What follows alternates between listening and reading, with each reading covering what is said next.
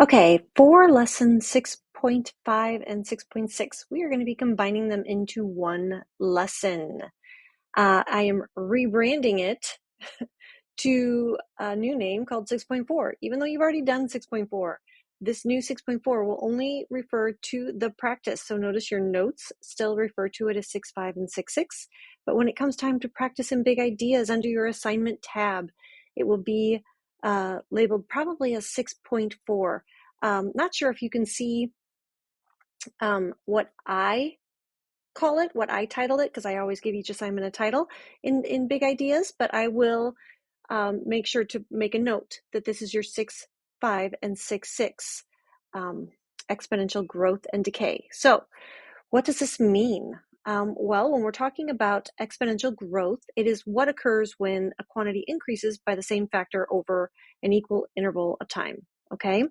So the exponential growth functions, we're going to relate that to, obviously it's an exponential function, we've been dealing with those. And here is what that exponential growth function looks like, and I will go into more detail later.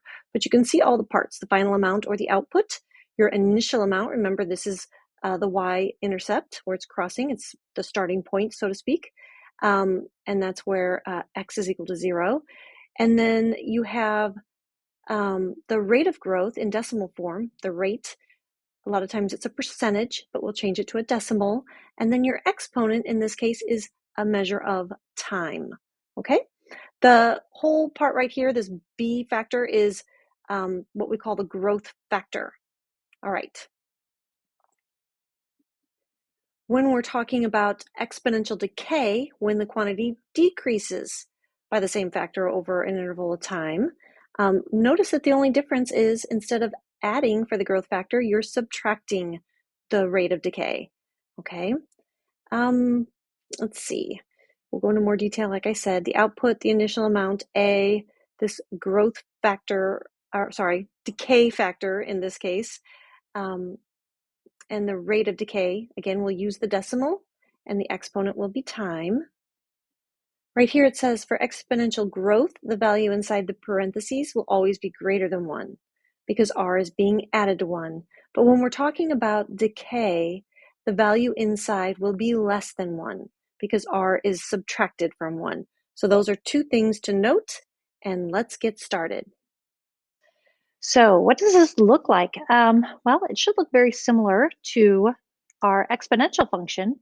If you remember, we have y is equal to a times b to the x.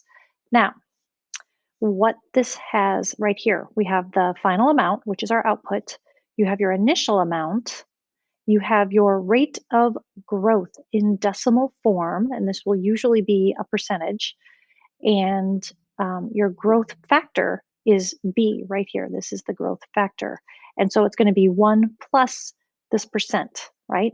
And then time. So your X is going to be replaced by a function of time. So the study tip, notice that the exponential growth function is of the form A or Y is equal to ABX, where B is replaced by this 1 plus R and X is replaced by T.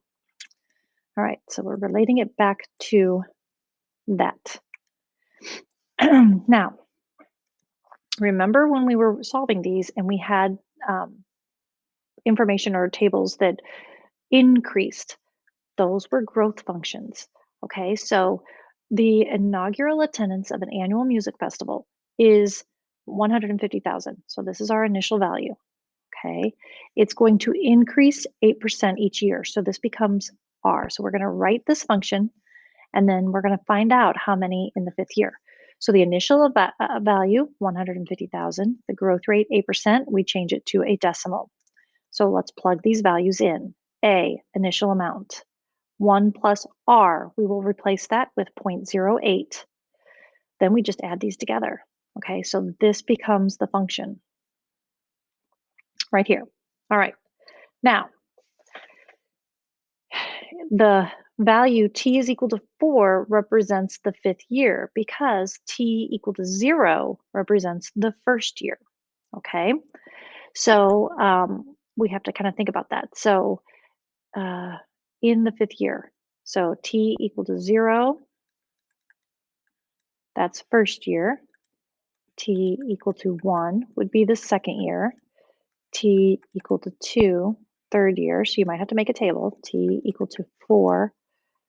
Oh, why? I guess because I just got done writing the 3. I don't even know. T equal to 3 is the fourth year, and so t equal to 4 is the fifth year. So that's how we know t is equal to 4. So we substitute in 4 for the exponent, and then remember it's 1.08 taken to the power of 4, take that times 150,000 to get 204,073 people will attend in the fifth year. So we're making some projections there. All right. All right, so we are going to do this. In 2005, there were 100 rabbits in Polygon Park. The population increased by 11% each year. So we're going to write this function for 2005. So and we need an initial amount. So we have y is equal to 5. No, no, I guess I saw 2005. 100 is the initial amount. 1 plus, and then we change our percent to a decimal. Remember, that's like it's per 100. So those take it back to, so it becomes 0.11, and then we have t. So to simplify this, y is equal to 100 times 1 and 11 hundredths, and then t. What will the population be in 2025? So 2005, right? 2025. So when you figure out what t is equal to, in this case, t is equal to 20. So we will replace that.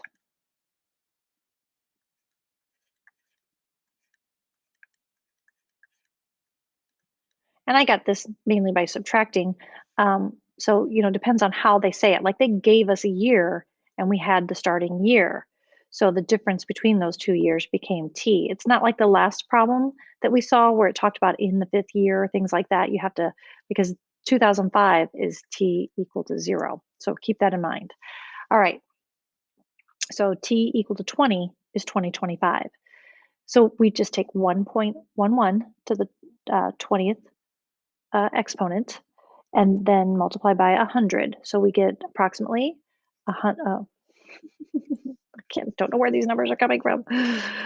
806. And so it wanted you to round it to the nearest whole number, and I got 806 would be the population, would be 806 rabbits, I guess. There's 2 bees and rabbits. All right, 806 rabbits. Let's put a label on it. All right, how we doing? I want to do a little vocab and concept check here in the middle of the video. Please identify what you were responding to and use complete sentences. Exponential decay. This is going to be a decrease. It's going to decrease over an interval of time. So obviously we'd be subtracting from 1. And this is going to be the rate of decay, all right, which is our, again, a b to the x, where 1 minus r is b and t is actually replacing x. So let's take a look. Oops, I need to erase. And then, all right, determine whether each table represents growth or decay. So looking at the output, so again, the input's going up by 1. Is this number getting larger or smaller? It's getting smaller, right? So that obviously is going to indicate some kind of a decay function, which obviously is down here. Now we figure out what that is. Again, you could take 90 divided by 270 and simplify that to get the 1/3. Definitely don't want to use the decimal because it's a repeating decimal, so you want to use the factor of 1/3. So as x increases by 1, y is multiplied by 1/3, so it represents exponential decay. Here, this is going up by 1, and we see this multiplied by 2, and it's also going up, which makes it a growth factor or growth function, and being multiplied by 2. So the ones that increase, and this is that lesson I was telling you about where we would be doing such a thing. Okay, so let's determine whether it's exponential growth, exponential decay, or neither, and explain.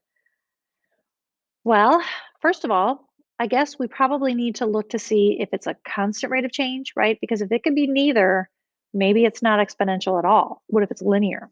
So here, 20 to 30 is plus 10, then plus 15. Okay, so it's not linear.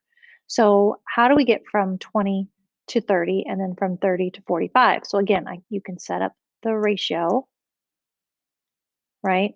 And so we have 3 over 2 is equal to 1.5. So it's 1.5. So it's times 1.5 and then times 1.5, double check that it works, and times 1.5. So this makes it exponential.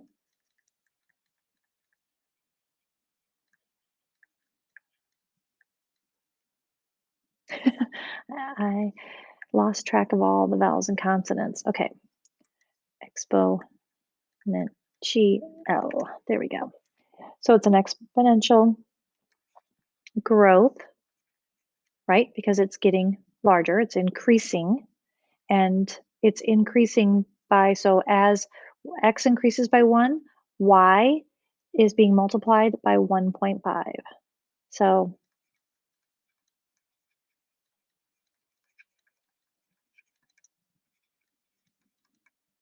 all right. What about this one? So this is going up by 1. Good. Let me see.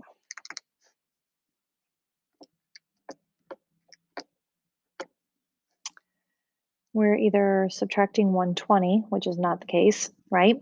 So let's see then 40 divided by 160 is equal to, in this case, 1/4, right? So from here to here times 1/4 times 1/4 times 1/4. Double check that that's actually the ratio, and it is. So from starting out larger, getting smaller, so this is a decay.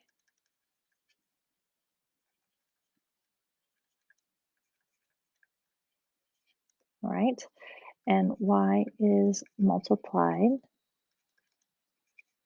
by 1/4. All right. Let's try this one. So here, if I subtract 10 and then subtract 10 and then subtract, this one has a common difference. This one looks to be linear. So this is not growth or decay. So this happens to be neither because it is linear. It has a common difference of 10.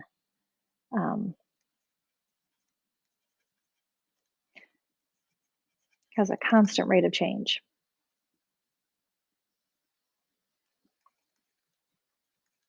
All right. So why don't you go ahead and pause the video and let me know whether you think in number 5 it is exponential growth or exponential decay, and what the decay factor is. So pause the video now and complete number 5. Okay, I'm going to actually work it out for you too. All right. So 4 plus 6 and then 10 plus 15. So it's not linear, so it doesn't have a constant rate of change. So 4 times what is 10? So right, we have 10 divided by 4. We have equal to 5 over 2 or 2.5. So it's being multiplied by 2.5. There's our factor right there. And this would be considered our growth factor because it is getting larger, right? All right. So when we have a common ratio that is greater than 1, we have growth. When it is less than 1, we have decay. So we have exponential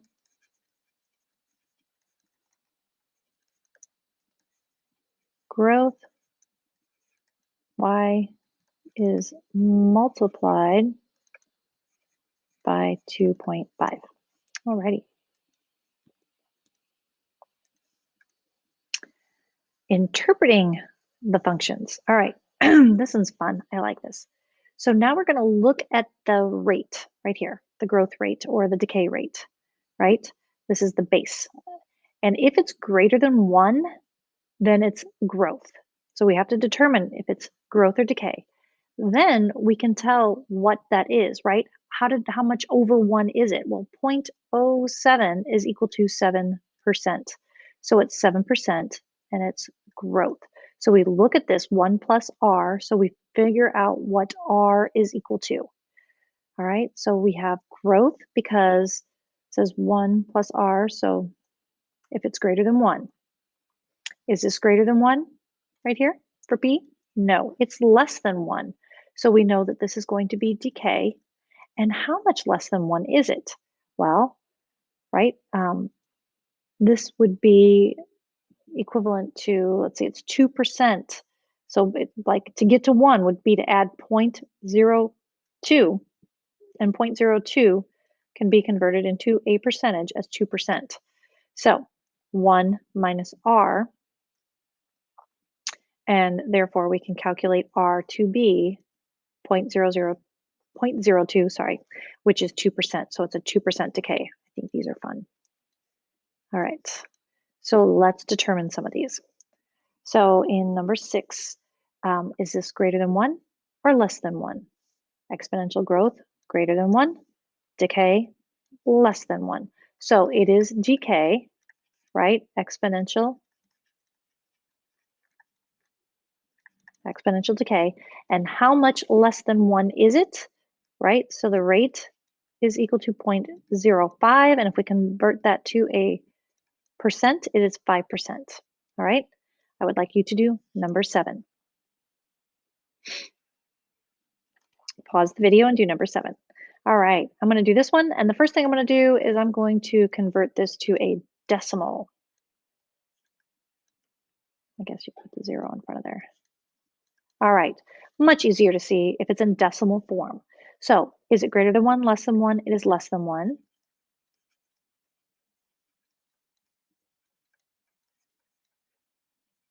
How much less than 1? R is equal to 0.25 or 25%. See how fun those were? Awesome.